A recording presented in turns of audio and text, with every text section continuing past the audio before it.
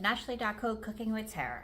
I'm actually just gonna make a simple little snack today. It is already cooked pickled beets. You can buy these by can, you can buy them in the produce already done for you, which is simple and easy.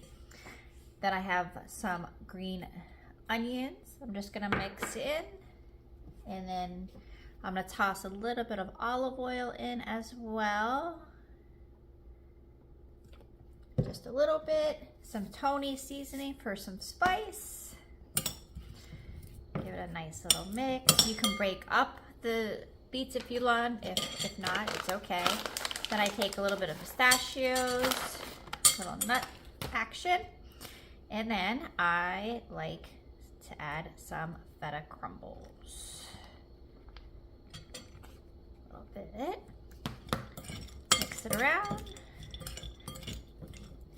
It's a little dry, so I'm gonna add a little more oil to it. I like to just add a little bit at a time to make sure I don't over oil.